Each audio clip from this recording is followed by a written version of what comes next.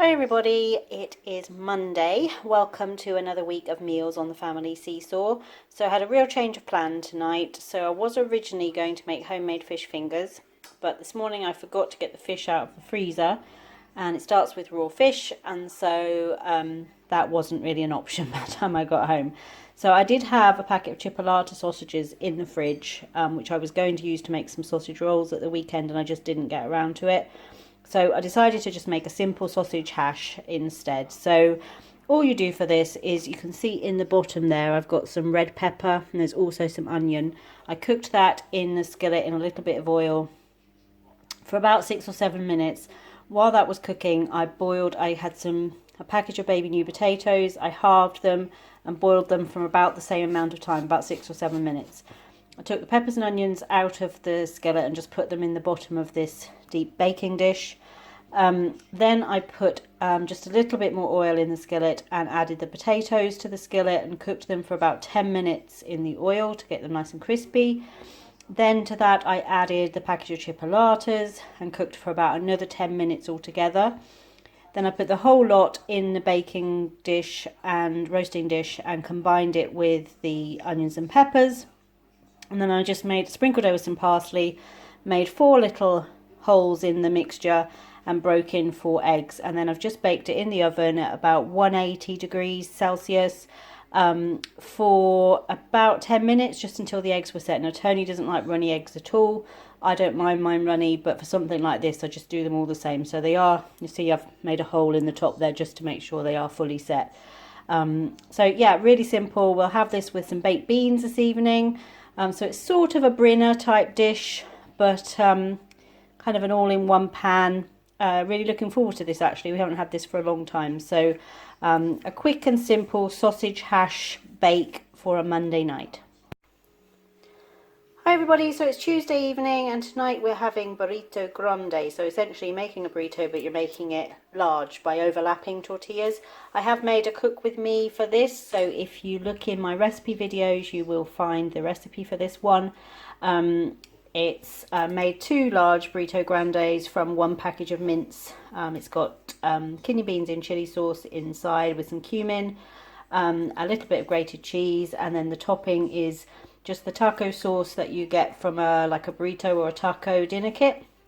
You could also use taco sauce if you have that available. It's hard to find here. I sometimes can find it on Amazon.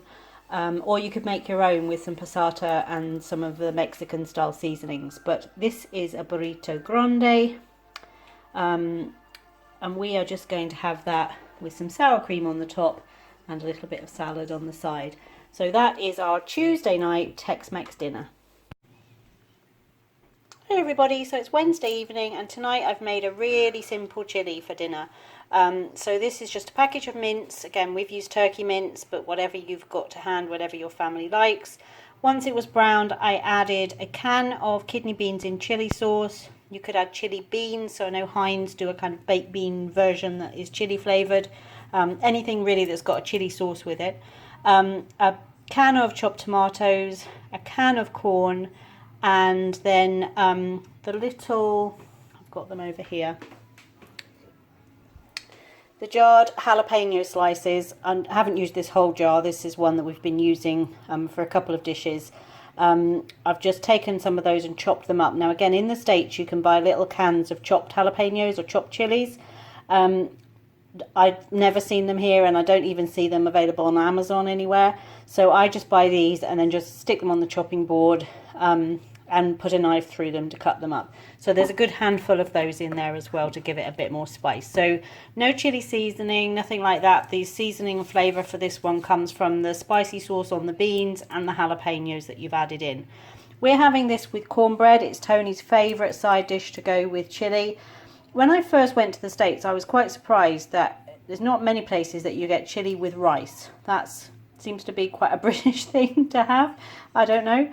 But chili often comes with like crackers and things like that over there, or with cornbread, which is one of the most popular ways to serve it and certainly Tony's favourite. Now, it might be in other parts of the States, so I spent most of my time in the South. It might be in other parts of the States that it is served with rice. Perhaps somebody I know we've got a few viewers from the States. Perhaps somebody can let me know, how does the chili get served in your part of the US? But certainly I never saw it served with rice at all anywhere in the States that I visited. So we've got cornbread. Now for that I do use something I get from Amazon, which is a pack of this Jiffy corn mix. You can make it into little muffins or into one pan. That's very common. That's an American product, as you can see, America's favourite. And this is available readily on Amazon if you want to give cornbread a try. You can make it yourself with cornmeal or polenta. But again, that word that I love, faff, it's a bit of a faff to do it yourself. The mix, you just add a bit of milk and an egg, mix it together, put it in a pan, 20 minutes later you've got cornbread. So definitely a shortcut and an easy one. So we're just going to have that with the chili on top. We've got some sour cream and some cheese to top it off with, and enjoy a nice warming winter supper or autumn supper of chili and cornbread. Hi everybody, so it is Thursday evening, the last day of school today for Caleb before half term. Dinner tonight is something that you really can't get any easier than this. If you have children that like chicken nuggets and they like spaghetti and sauce, then this should definitely be on your list of go-to dinners. All you do is cook some spaghetti. Once it's cooked, you stir through a jar of pasta sauce. Now if you can get one where you've got hidden veg in it, or you've made your own pasta sauce, that's obviously the best option. So I've got one that's a smooth sauce, but it's got vegetables in it. And then on top of that, you layer, as you can see here, some chicken nuggets. So these are the wholemeal breaded chicken nuggets. And just lay them all across the top of the spaghetti. You then bake it in the oven, 200 degrees, for about 6 minutes, 5 or 6 minutes. Then you turn over the chicken nuggets, sprinkle some mozzarella cheese over the top, and put it back in the oven for about another 6 minutes until the chicken is cooked through. Simple, fast. It combines a couple of kid favourites with chicken nuggets and spaghetti and cheese. And we're just going to have this with a little bit of the cheesy garlic pizza bread, which is still in the oven at the moment. But just one of those, kind of looks like a pizza, but it's just cheesy garlic bread. I'm going to have that on the side. So a pre-half-term treat for dinner. It's a chicken nugget and spaghetti casserole. Hi everybody, it's Friday evening and the boys have had pizza. We bought some of the take and bake pizzas from Sainsbury's. So the boys have had that, and I just wanted something a little bit healthier than pizza. I think if you listen to my grocery haul, you'll know that I was feeling quite kind of just needed more fruits and veg.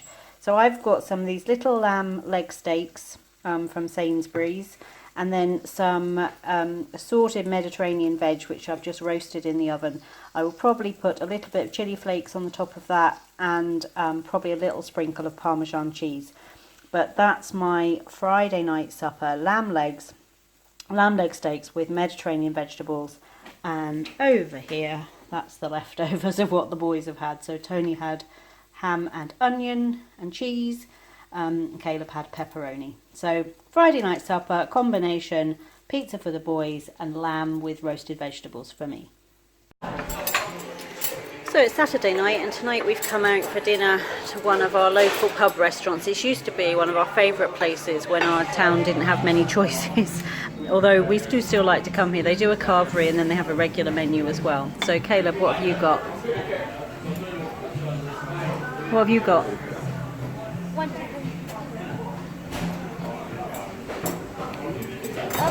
I got some gammon. Yeah. A slice of gammon, some cabbage, some 2 roasty potatoes, another potato, a Yorkshire as big as a plate, a cocktail sausage, and some mint sauce. And gravy. And 1 pea. 1 pea. There's 1 pea underneath. So I've also got the carvery. So I've got, I can't even see it on the plate here. I haven't got a giant Yorkshire. It was too much Yorkshire for me.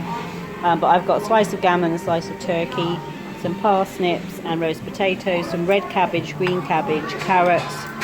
There's some leeks under there too, and a couple of new potatoes and gravy. So that's mine. And then Daddy, what have you got? Let's see, chicken breast sandwich with cheddar cheese and maple bacon. Maple bacon. Yeah. Yum. and chips. So we're looking forward to this. We haven't had a meal out since Caleb's birthday, which was nearly 2 months ago. So looking forward to this. Hi everybody, it is Sunday again, which must mean roast dinner time, at least this week anyway. So we've got tonight a roast chicken. Now I did this in the crock pot. I just really like the way the crock pot cooks the chicken. In general terms, you don't have to worry about slicing it up, and chickens can be quite difficult to slice to get nice pieces off of, and with it doing in the crock pot, it all just falls apart, so you get all the big pieces of meat off the bone quite easily. So I had quite a busy day. We had rugby this morning. Came home, I made some fresh soup for lunch, which I've popped a little clip of in before this. And then I also made a crustless quiche for my lunch for work this week. And I'm going to have a piece of it one night for dinner as well. And then I popped to see my mum and have a quick catch up with her and a cup of tea. And then we came home and time to do a little bit. Although Caleb doesn't have any homework for half term, we do try to keep up. He does some reading, and he's got some of the little practice workbooks for his year group, and he did a couple of exercises out of those. And then it was time for him to have a bath, and so now it's time for dinner. So we've had quite a busy day, therefore the crock pot plan worked really well. And tonight we've got it a bit of a treat. We've got pigs in blankets with them, some roast potatoes, we've got broccoli, Brussels sprouts and carrots all done in the steamer, and then some gravy. So that is Caleb's. That is mine. I've also got a couple of pieces of parsnip, which I threw in the active fryer with the potatoes. Parsnip for me never quite does right in the active fryer. Not sure why. It goes a bit kind of shriveledy, and I don't put it in quite as early as the potatoes. I let the potatoes cook for about 10 minutes before I put the parsnip in. But I don't know, they're still tasty, but they don't come out quite as perfectly formed as the potatoes do. I'm sure it's just the makeup of a parsnip is very different to that of a potato. So looking forward to this. Caleb and Toney have a day at home tomorrow for the first of the official half-term week. Caleb and I had Friday off together. Then he's got a couple of days with his childminder. Then I've got another day with him on Thursday, and then we've got a family day on Friday. So quite a nice week ahead. We're all quite looking forward to a few days off one way or another. But yeah, we're getting ready to tuck into our Sunday roast. Thank you for joining us for another week of meals here on the Seesaw, and we hope to see you back here soon.